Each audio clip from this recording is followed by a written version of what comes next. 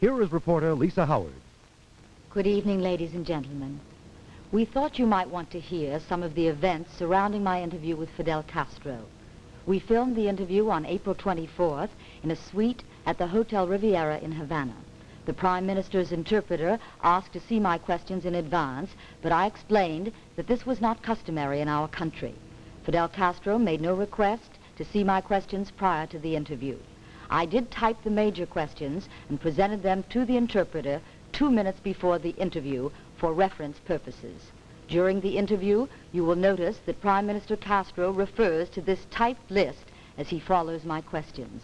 The voice of the Cuban interpreter, Dr. Rene Vallejo, was inaudible at times, so we've replaced him with an American interpreter. But Fidel Castro's answers have not been altered or edited in any manner. The interview was filmed by a Cuban crew. The sound and film quality are not as good as we would wish, but technically, we were not filming under ideal conditions. As for the content, that you may judge for yourself. And now, an interview with Fidel Castro. Mr. Castro, were the missiles placed in Cuba because Khrushchev wanted them here, or because you asked for them? In other words, in this situation, where did the initiative lie? Dile que, aunque yo considero que no es el momento de hacer un recuento pormenorizado. Tell her that I do not feel that this is the right moment to hold a detailed discussion on those historic events. However, she must also understand that at the same time I'm extremely interested that all those details should become known. But tell her the following. After a few days, the Soviet and the Cuban governments both realized that we had to take certain measures because of the imminence of an invasion of the country that we felt had been planned and was going to be carried out. These measures had to come from the idea of persuading the aggressors that an invasion of Cuba would inevitably lead to a Third World War. It was on the strength of that conviction that we took the de facto measures we took. We did not waste time with mere words. We merely had to stop the possibility of aggression. From that point of view, you can say that it was simultaneous action on the part of both governments. Dr. Castro, looking back on the October crisis with hindsight, do you think it was wise to have permitted the missiles to be placed on Cuban soil in the first place? Dile que mirando atrás, yo entendí, ¿dónde eres tú? Que mirando atrás y poniéndonos en las mismas. Tell her that looking backwards and placing ourselves in the same circumstances as those of the time, I still feel that it was correct. Why? Porque ya le dije anteriormente que nosotros partíamos de la necesidad de tomar medidas que hicieron. I had already told you earlier that we began with the need to take certain measures in order to force the United States to put aside their ideas of invading Cuba.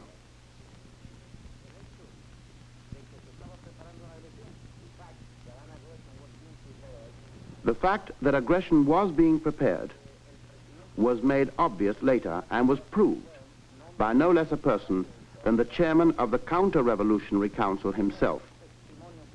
Surely that is the best proof that anyone could expect or offer.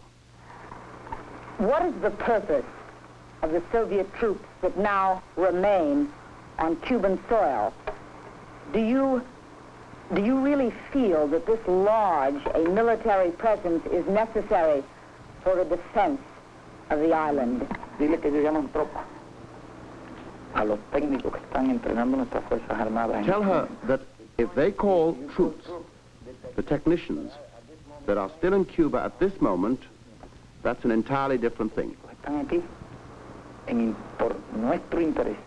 But you must explain to her that these experts and these technicians are here in our interest, in the interest of Cuba. We are having both our personnel and our armed forces trained by these technicians. I consider, and you must make her understand this, that in the present circumstances, and until we are truly and sincerely assured of a policy of peace towards us, we will have need of those technicians to train our personnel and our armed forces. Are you telling me, Dr. Castro, that there are no Soviet troops and armaments in Cuban soil? You call Soviet troops. We call technicals. You understand? And really, they are training our troops. It's clear? Yeah. Really, they are training our troops. They are as instructor of our troops. That is the truth. And they are not Soviet troops themselves? They are Soviet technicals. I think that if we are attacked, those technicals are going to fight with us against any aggression. No member of the communist bloc can ignore the ever-widening ideological schism between Red China and Soviet Russia, with Mao Zedong's emphasis on war as a useful instrument of national policy, and Mr. Khrushchev's conviction that the world must develop along lines of peaceful coexistence. As between these two schools of thought, where do you stand, sir? Es cierto que hay algunas diferencias entre los puntos de vista de la dirección. Yes, it is true. There are certain differences between the points of view of the leaders of the Soviet Union and the leaders of the People's Republic of China. But I do not believe that those differences of view are in any way different from those that exist between, for example, de Gaulle or Kennedy. I believe that there is no absolute or insoluble contradiction between the views expressed by the Soviet Union and the views expressed by the People's Republic of China.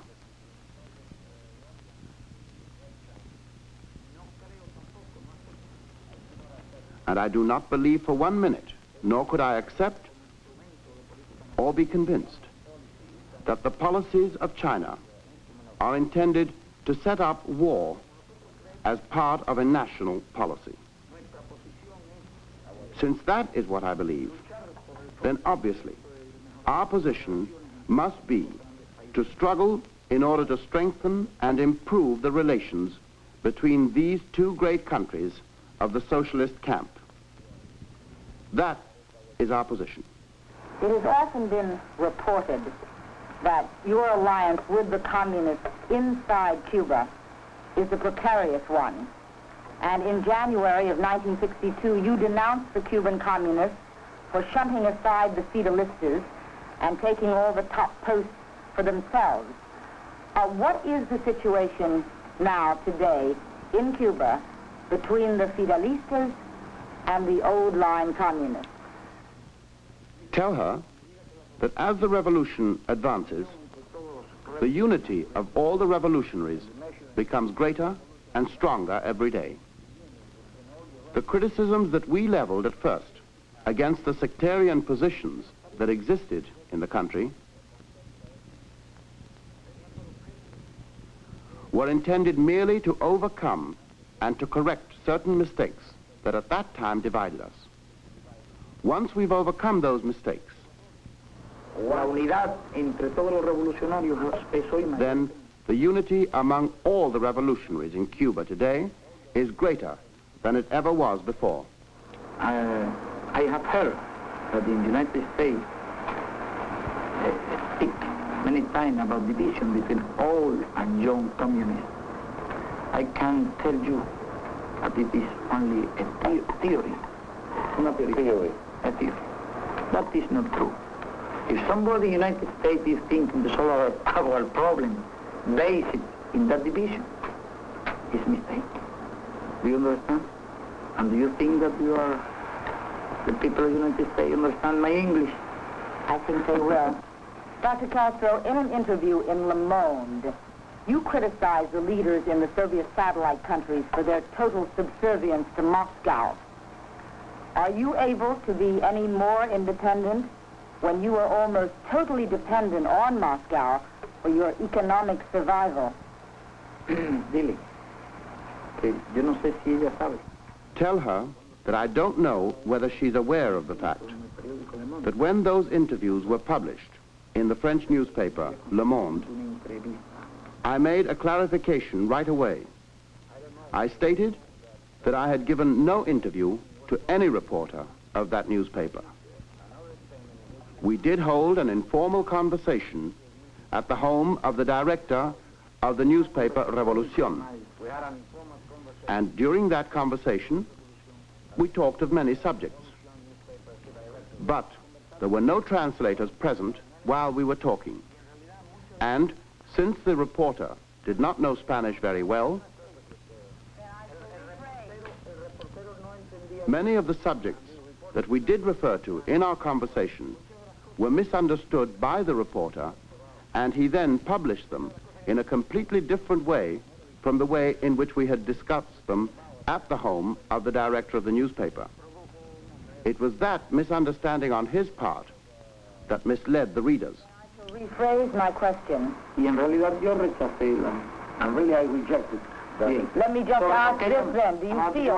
What you asked? I say I will rephrase my question and ask you, do you feel that Cuba has any chance of being independent of Moscow when you are almost totally dependent on Moscow for your economic survival? Dile que a nosotros, la Unión Soviética nunca nos puso condiciones políticas para brindarnos ayuda económica. Tell her that as far as we are concerned, the Soviet Union never attached any political conditions whatsoever to the economic assistance she offers us. It is true, we received and we are still receiving assistance. But this is assistance that is basically economic, and it comes primarily from the Soviet Union, and we are extremely grateful for the help. But I repeat, that assistance has never been sent to us with any conditions. You can tell her, too, that in the United States, they use certain slogans, certain cliches, certain ideas that they accept almost as though they were axioms or truisms. But I believe that what is thought in the United States and the way things are analyzed there will finally lead them to understand exactly how and why Cuba is acting as she is. We are merely and completely exercising our rights to self-determination. Cuba now finds itself isolated in the hemisphere, no longer on speaking terms with most Latin American countries, the victim of an economic blockade, and with almost all of your support coming from ports 6,000 and 7,000 miles away. Can you, Dr. Castro, possibly continue to exist as a viable economy in this isolated atmosphere? Dile que es cierto lo que ella dice, que nosotros somos víctimas de un gran bloqueo. Yes, it is true. It is entirely true. We are the victims of a great economic blockade. We are the victims of a general program of isolation on the part of a powerful nation. Ahora bien, sin embargo, aunque con algunas dificultades, nosotros hemos podido ir. But anyway, despite all this, we have met the difficulties. We have overcome many of these obstacles. And despite all this, again, we are sure that we will manage to get ahead. Dr. Castro, since you assumed power, nearly 300,000 people have fled the island, and the recent emigrants have been doctors, lawyers, teachers, as well as workers. How do you account for this exodus, and the exodus that is still continuing? Dile que... Tell her that I think her figures are, well, shall we say, exaggerated. Not that many have left the island. Nor is it true that they were all rich or all poor. The majority of the Cubans that have left the island were of the higher and middle classes. They were people who in the past occupied high posts. But furthermore, remember that from Cuba to the United States, there has always been a very great current of emigration. However, before the revolution, there was a limit set to the number of Cubans that could enter your country. After the revolution, there was no limit. There was no quota to the Cuban emigration to the States. I am convinced that if the doors of all the other Latin American republics were to be allowed to open for completely free emigration to the United States of America, more people would leave those countries than have so far left Cuba for the United States. I'll go further. I'll give you an example. Take Puerto Rico, for instance. The United States constantly argues and says that in Puerto Rico, they enjoy a very high standard of living, that there is set up a very sound social and political system. And yet, we know that more than 1 million Puerto Ricans have fled from their island to the United States of America. Now, if we're going to judge the system or the state of a country on the strength of the number of persons that leave or escape from that country to go somewhere else, then we must realize that Puerto Rico is the worst country of all. But perhaps I should have phrased it differently. Many of the most recent immigrants, and I saw many of them in Miami, were not people of money, and many of them had originally been with the revolution. Dice que ella vio en Miami alguna gente, por ejemplo, que al principio había estado con la revolución y que algunos no eran gente de dinero. How do you explain that emigration? Bueno, porque efectivamente hay alguna gente que quiere emigrar a Estados Unidos en busca de un mayor estándar de vida. Well, because there are some people who desire to emigrate to the United States in search of a better standard of living, perhaps. And also, there are cases of persons who, because of disagreements with the revolution, decided to leave the island, to go to foreign countries. But in many cases, that argument is a mere pretext. The political pretext is merely added. The true reason underlying their emigration is economic. Now, I can assure you that those who left the island before the revolution were purely the poorer classes. That was prior to the revolution. The emigration that followed the revolution, on the whole, is the emigration of the higher classes. When the revolution occurred in the United States of America, for example, don't forget, there were many Americans who left your country and who went to Canada. They were people who didn't like the American way of life. They were people who didn't agree with the independence of the United States. Dr. Castro, the United States and other nations of the OAS are deeply concerned about the exporting of your revolution to other nations in the hemisphere, the training of subversive agents, the sending of subversive material throughout the hemisphere. And in fact, the San Jose meeting pledged to stop the flow of men, funds, arms, and propaganda to other nations of the hemisphere from Cuba.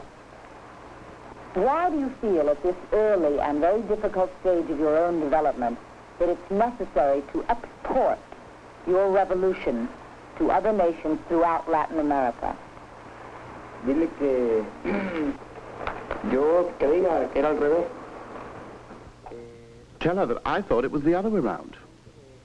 I had thought that it was those countries that were more concerned with exporting counter-revolution to Cuba rather than we to them. Tell her, too, that there is no proof in existence that we have sent weapons or arms to any other country of Latin America in order to start revolutions there.